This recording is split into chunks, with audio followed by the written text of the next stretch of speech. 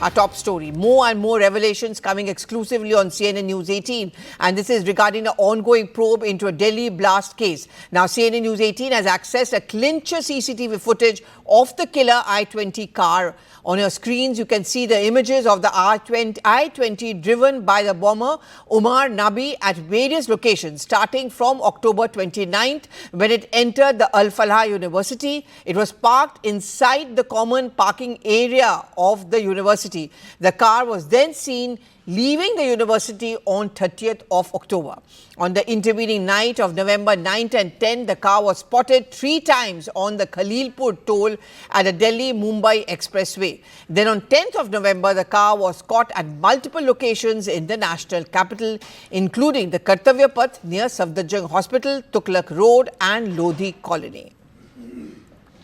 In fact, CNN News 18 has also learned from its top intel sources that during the interrogation at the Al Falah University, a girl from Imphal in Manipur has revealed that Umar tried to radicalize her, even offered her a new Muslim identity. And then this is the huge nexus of terror radicalization module that we have been talking about.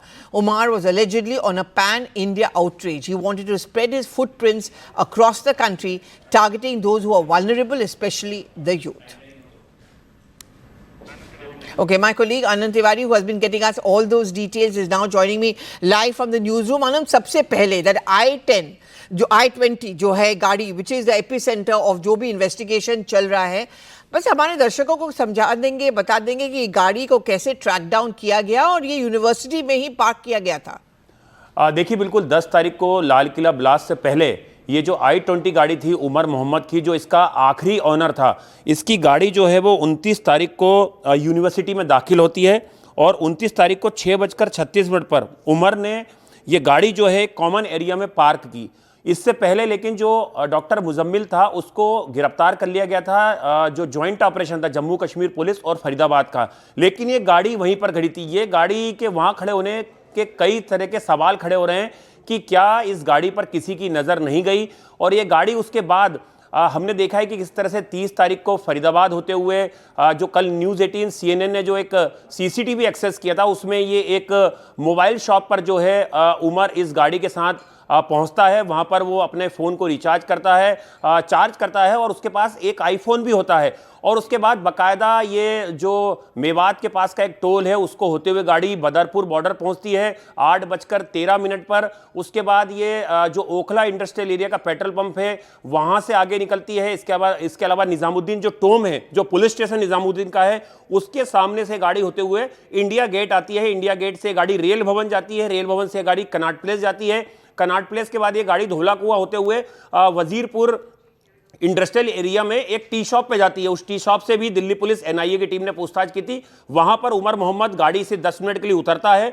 उस दौरान वो कोई चाय वगैरह नहीं पीता, लेकिन 10 minute वहां पर बैठा रहता है और उसके बाद वो वापस अपनी गाड़ी में बैठता है और उसके बाद वो आसफ अली रोड पहुंचता है, जहां का CCTV भी एक्सेस किया था न्यूज़ 18 ने, जिसमें कि वो एक मस्जिद है जो फैज इलाई, वहां पर 10 मिनट के लिए नमाज अदा करता है। और उसके बाद बाकायदा वो दरियागंज होते हुए जो रेड फोर्ट है वहां की पार्किंग में 3:19 पर दाखिल होता है। लेकिन सबसे चौंकाने वाली बात यह है कि जो 43 CCTV फुटेज हैं उनकी ग्रैब जो है वो न्यूज़ 18 CNN न्यूज़ 18 ने एक्सेस की है, जिसमें ये गाड़ी पूरी दिल्ली में जो है वो बेखौफ घूमती हुई नजर आ रही है। जो यूनिवर्सिटी है वहां पर भी गाड़ी देखी गई है। इसके अलावा ये गाड़ी जो है संसद भवन एरिया के पास से, बीजेपी हेडक्वार्टर के पास से, मयूर विहार के पास से, ये सारे संवेदनशील जो इलाके हैं इनके पास से होते हुए गाड़ी जो है ये रेड फोर्ट पर 3:19 पर पहुंचती है। और वहां पर 3 घंटे 3 मिनट तक जो उमर है, चूंकि सोमवार को जो रेड फोर्ट होता है वो बंद होता है आम लोगों के लिए, लेकिन इसकी पार्किंग में ये 3 घंटे तक ये गाड़ी खड़ी होती है।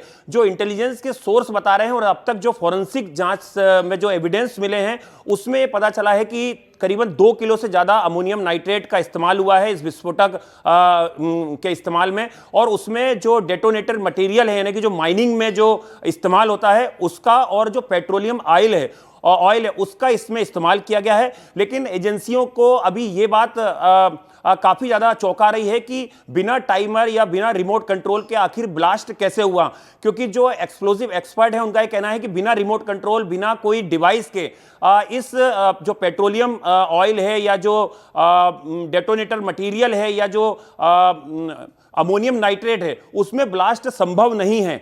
चूंकि वो ब्लास्ट स्पॉट पे बहुत सारे और भी जो गाड़ियों के जो पुर्जे थे वो वहां पर मौके से मिले हैं, तो अभी जांच में ये क्लियर नहीं हो पा रहा है कि आखिर ये ब्लास्ट कैसे किया गया। लेकिन इतना जरूर है कि उमर एक ट्रेंड आतंकी था, उसे बम बनाने की पूरी ट्रेनिंग दी गई थी और इस बात का खुलासा सेंट्रल एजेंसियों के सामने जो डॉक्टर मुजम्मिल है वो जम्मू कश्मीर में कर रहा है। दिल्ली पुलिस स्पेशल सेल के भी जो 2 अधिकारी हैं वो लगातार मुजम्मिल से पूछताछ कर रहे हैं और मुजम्मिल के इंट्रोगेशन में इस बात का खुलासा हुआ है कि जो उमर था उसे पूरी तरह से बम बनाना आता था।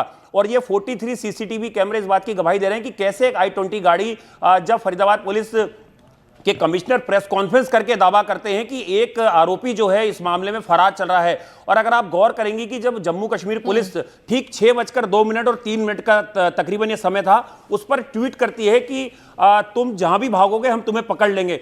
तो एक थ्योरी ये भी आ रही है कि क्या उमर मोहम्मद ट्विटर देख रहा था या उमर मोहम्मद को कोई गाइड कर रहा था। चूंकि अब तक जांच एजेंसियों को यह पता चला है कि जब उमर मोहम्मद ने दिल्ली में एंट्री करी बदरपुर बॉर्डर से और जब तक उसकी गाड़ी लाल किले की पार्किंग में पार्क हुई, उसके पास कोई भी मोबाइल फोन नहीं था और उसने किसी भी शख्स से बात नहीं करी है। लेकिन जो न्यूज 18 CNN न्यूज 18 ने जो सीसीटीवी एक्सेस किया था कल, उसमें वो 2 फोन के साथ 30 तारीख को फरीदाबाद की एक शॉप पे दिख रहा है। तो आखिर वो दोनों फोन कहां पे हैं, जिसमें एक एंड्रॉयड फोन है, दूसरा आईफोन है। क्या वो फोन को डिस्ट्रॉय कर दिया गया है, क्या वो फोन को कहीं छुपा दिया गया है? क्योंकि एजेंसीज के सोर्स बता रहे हैं कि 31 तारीख को उमर मोहम्मद की एक फोन की जो लोकेशन है वो अल फला यूनिवर्सिटी में देखी गई थी। लेकिन अभी इस बात से खुलासा नहीं हुआ है कि वो दोनों मोबाइल फोन जो हैं क्या वो सुरक्षा एजेंसियों ने, NIA ने हासिल कर लिए हैं या उन्हें कहीं छुपा दिया था। और ब्लास्ट से पहले उन दोनों फोन से उमर मोहम्मद किन लोगों को कॉल कर रहा था, क्या उसके पास कोई ऐसी डिवाइस थी जिससे कि उसने इस ब्लास्ट को अंजाम दिया है? यह बहुत बड़ा सवाल है। इस पे से पर्दा उठेगा तो ये पूरी थ्योरी जो है ब्लास्ट की, ये एक नया मोड़ ले सकती है कि आखिर ये ब्लास्ट को अंजाम कैसे दिया गया।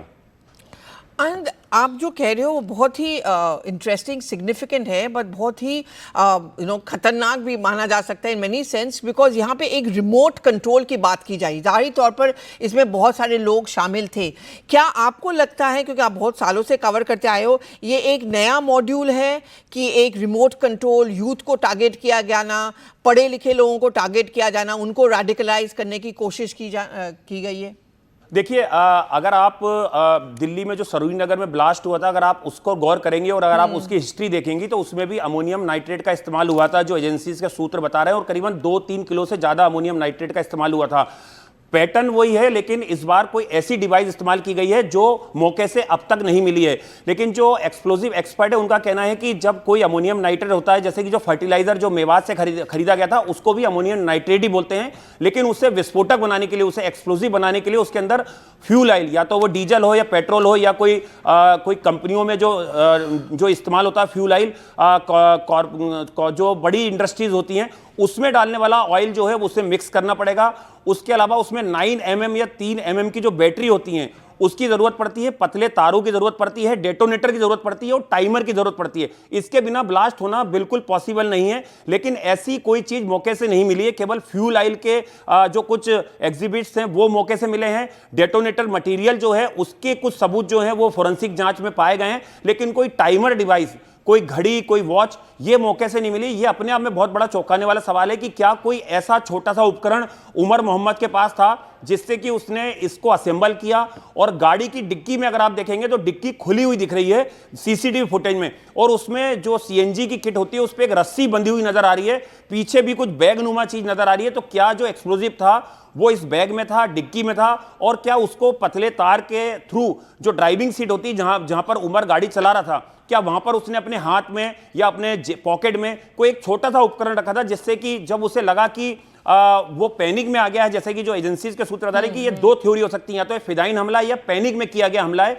क्योंकि अगर उसे ब्लास्ट करना था तो वो कुछ और बड़ी भीड़ भाड़ वाली जगह पे ब्लास्ट कर सकता था। और ये मंडे का दिन नहीं चुनता, क्योंकि मंडे को रेड फोर्ट बंद होता है, वहां पर अमूमन संडे या और दिनों के मुकाबले जो क्राउड है वो बहुत कम होता है। ये एक बहुत बड़ी राहत की बात रही है एजेंसी भारत के लिए कि ये ब्लास्ट जो है मंगलवार या संडे को नहीं हुए तो बहुत ज्यादा तबाही होती। बिल्कुल।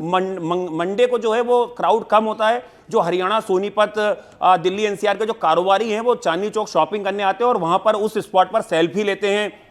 कुछ छोटी मोटी वहां पे शॉप होती तो कुछ और शादी का सीजन भी था ना आनंद, शादी का सीजन भी है तो और लोग हो सकते हैं। गनीमत है कि ज्यादा कुछ नहीं हुआ, मतलब कैजुअलिटी और ज्यादा हो सकता था। आप प्लीज बने रहिए because there some more news coming in and Anand